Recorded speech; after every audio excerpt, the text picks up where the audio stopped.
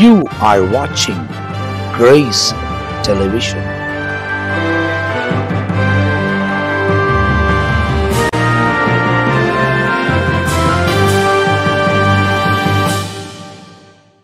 இந்த நாளிலும் கூட இந்த டாக் வித் ஜீசஸ் ப்ரோக்ராம் மூலிமா உங்களை சந்திப்பதை கொடுத்து கர்த்தருக்குள் மிகுந்த சந்தோஷம் அடைகிறோம். இந்த நாளிலும் கூட நாம் பார்க்க போகிற டாபிக் வாய்ப்புகள், அதாவது சான்சஸ் இல்லை ஆப்பர்ச்சுனிட்டின்னு கூட சொல்லலாம். கர்த்தர் எல்லார் வாழ்க்கையிலும் பார்த்தீங்கன்னா சில ஆப்பர்ச்சுனிட்டிஸ் கொடுப்பாரு.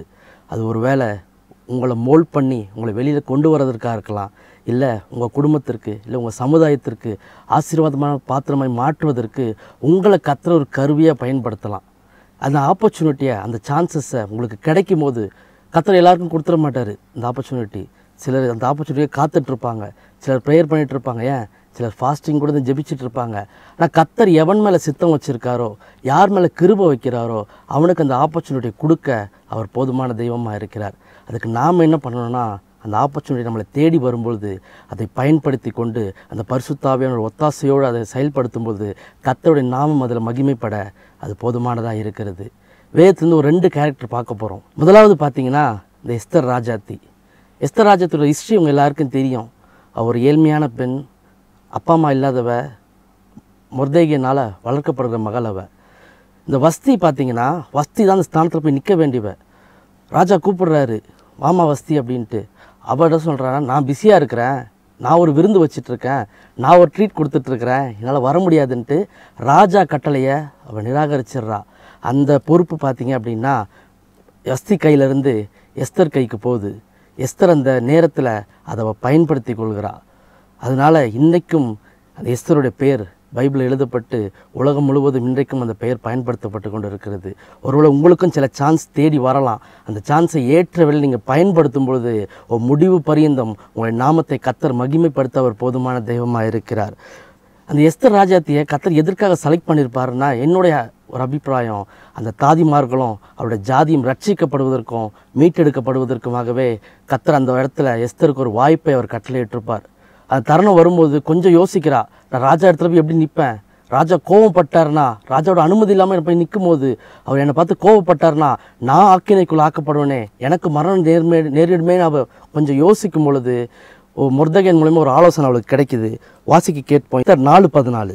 நீ இந்த காலத்திலே மௌனமாய் இருந்தால் யூதருக்கு சகாயமும் ரட்சிப்பும் வேறொரு இடத்திலிருந்து எழும்பும். அப்பொழுது நீயும் உன் தகப்பன் குடும்பத்தாரும் அழிவீர்கள். நீ இப்படிப்பட்ட காலத்துக்கு உதவியாய் இருக்கும்படி உனக்கு ராஜ மேன்மை கிடைத்திருக்கலாமே, யாருக்கு தெரியும் என்று சொன்னான். ஒரு எச்சரிப்பின் சத்தம் மொர்தெகாய் மூலமா வருது. யாருக்கு தெரியும்? கர்த்தர் ஒருவேளை இதற்காக உன்னை இந்த ராஜ சிங்காசனத்தில் உட்கார வச்சிருக்கலாம். இந்த சான்ஸை நீ மிஸ் பண்ணிட்டீன்னா நாளைக்கு நீயும் உன் குடும்பத்தாரும் வருத்தப்படுவீங்க. இது மூலிமா கர்த்தர் வேற யாரையும் கொண்டு இந்த காரியத்தை அவர் முடிச்சிருவார். இந்த உனக்கு கொடுக்கப்படுகிற ஒரு வாய்ப்பு, இதை நீ சரியாக எடுத்து பயன்படுத்தி கொள்ளும். மொர்தெகாய் மூலமா ஒரு எச்சரிப்பின் சத்தம் வந்தபோது அதற்கு அவர் கீழ்ப்படிந்து அந்த ஆலோசனைக்கு அவர் கட்டளை கொடுத்தபோது இன்றைக்கும் அவளுடைய தாதிமாரும் அவருடைய ஜனங்களும் மீட்டெடுக்கப்பட்டார்கள். ஒரு உங்களுக்கும் சில வாய்ப்புகள் கொடுக்கப்பட்டு இதை நான் பண்ணலாமா, இதை நான் பண்ணக்கூடாதா அப்படின்னு நீங்கள் யோசிச்சுட்டு இருக்கலாம். கர்த்தர் சில நேரங்களில் சில ஊழியக்காரர் மூலியமாகவோ சில வேத வசனங்கள் மூலமாக ஒரு எச்சரிப்பின் சத்தம் கொடுக்கலாம். அந்த எச்சரிப்பின் சத்தத்துக்கு நீங்கள் கீழ்ப்படிந்து நடக்கும் பொழுது அதற்கான ஆசீர்வாதத்தை நீங்களும் உங்கள் குடும்பமும் சுதந்திரித்து கொள்ள அது போதுமானதாக இருக்கும். வாய்ப்புகளுங்கிறது கர்த்தரிடத்துல இருந்து மாத்திரம் வர்றது இல்லைங்க.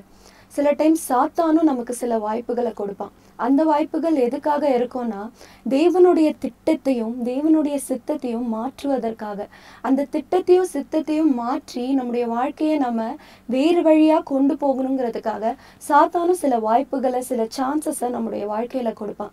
நீங்க வேதத்துல கூட பார்த்தீங்கன்னா யோசேப்பை எடுத்துக்கோங்களேன். யோசேப்பை பற்றி நம்ம படிக்கிறோம். ஆதியாகமம் 39ஆம் அதிகாரத்தில் நம்ம ஃபுல்லாகவே படிக்கிறோம். யோசேப்போடு கூட கர்த்தர் இருந்தார். யோசேப்பு காரிய சித்தி உள்ளவனாக இருந்தான்.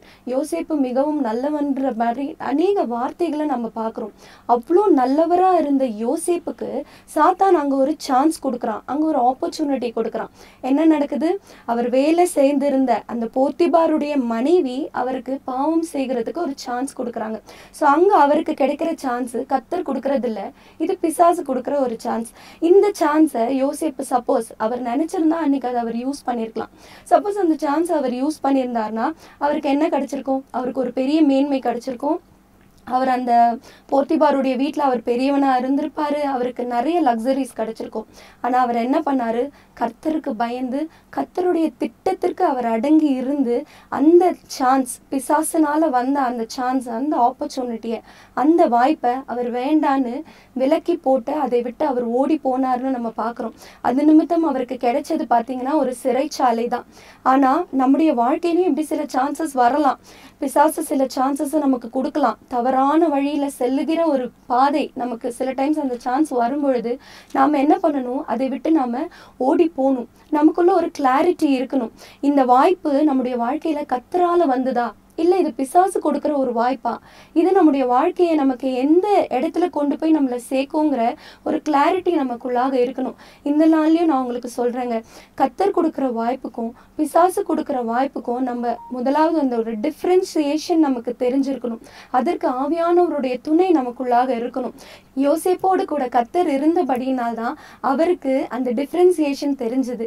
அது தெரிந்தபடியினால்தான் அவர் அந்த பாவத்தில் விழாதபடிக்கு அதை விட்டு மேற்கொண்டு அவர் தன்னுடைய வாழ்க்கையில ஜெயத்தை பெற்றார் என்று பார்க்கிறோம். இன்றைக்கும் கர்த்தர் நம்மை குறித்து அநேக திட்டத்தை வைத்திருக்கிறார். நமக்கு அநேக ஆசீர்வாதங்களை முன்குறித்து வைத்திருக்கிறார். அந்த ஆசீர்வாதங்களை நாம் பெற்றுக்கொள்ளாதபடிக்கு, மற்றவர்களுக்கு நாம் ஆசீர்வாதமாக இல்லாதபடிக்கு அநேக வாய்ப்புகளை பிசாசு நம்மளுடைய வாழ்க்கையில நமக்கு முன்பாக வைப்பான். நம்ம எதை சூஸ் பண்றோன்றதுல தான் இருக்கு. நம்ம சூஸ் பண்றது கரெக்டா இருந்துச்சுன்னா அது நமக்கும் நமக்கு பின்வரும் சந்ததிக்கும் அது ஒரு ஆசீர்வாதமாக இருக்கும். எஸ்தர் எடுத்துக்கிட்டிங்கன்னா ஒரு எச்சரிப்பின் சத்தம் வந்தபோது அந்த சத்தத்துக்கு கீழ்ப்படிந்து அவளை அர்ப்பணித்தாள். கொஞ்சம் யோசிப்போட வாழ்க்கை, எஸ்தராவது ஒரு எச்சரிப்பின் சத்தம் வந்தபோது அது கீழ்ப்படிஞ்சு போயிட்டா. கொஞ்சம் யோசிப்பு எடுத்துக்கங்களேன். சிறைச்சாலையின் அனுபவம், பழி சொல், கொஞ்சம் யோசிச்சு பார்த்தா கர்த்தரும் யோசிப்பு கைவிட்ட மாதிரி தான் இருக்குது. அவன் நினச்சா கர்த்தரே என்னை விட்டுட்டாரு, நான் என் அப்பா அம்மா வீட்டில் நல்லா இருந்திருப்பேன், ஆனால் கர்த்தர் தான் என்னை விட்டாருன்னு அவன் பரிசுத்தத்தை விலக்கி அவன் தன்னுடைய சுய இச்சைக்கு போயிருக்கலாம். ஆனால் கர்த்தர் என்னை பார்க்குறாருன்னு பயத்தோடு இருந்தனால கர்த்தர் அவனை தேசத்திலும் பட்டணத்திலும் உயர்த்தி வைத்தார். இதனால் உங்களை பார்த்து ஒரு வார்த்தை சொல்கிறேன், பரிசுத்த ஆவியானோட ஒத்தாசையோடு கூட உங்களுக்கு வருகிற வாய்ப்புக்கு இது கர்த்தர் கொடுக்குற வாய்ப்பா இல்லை இது பிசாசு கொடுக்குற வாய்ப்பா என்று நீங்கள் அதை பரிசோதித்து ஆராய்ந்து அதில் செயல்படும் போது உங்கள் நிமித்தம் கர்த்தர் மகிமைப்பட அவர் போதுமான தெய்வமாக இருக்கிறார். நீங்கள் பண்ண வேண்டியது ஒன்றே ஒன்று தான், பரிசுத்த ஆவியான ஒத்தாசையோடு கூட என்னை கைட் பண்ணுங்கப்பா, என்னுடைய கரத்தை பிடிச்சி நீங்கள் நடத்துங்க, எந்த பாதையில் நான் செல்ல வேண்டுமோ அந்த பாதையை என் வாழ்க்கையில் எனக்கு காண்பித்து நீங்கள் முன்குறித்த பாதையிலங்க நீங்கள் என்னை வணைந்து நீங்கள் என்னை புடமிட்டு நீங்கள் முன்குறித்த பாதையில் என்னை நடத்தி செல்லுங்கப்பான்னு அவருடைய கரத்தில் அர்ப்பணிக்கும் போது உங்களை குறித்து வைத்த சித்தத்தை அவர் நிறைவேற்றி முடிக்க அவர் போதுமான தெய்வமாக இருக்கிறார். ஆமேன். God bless you.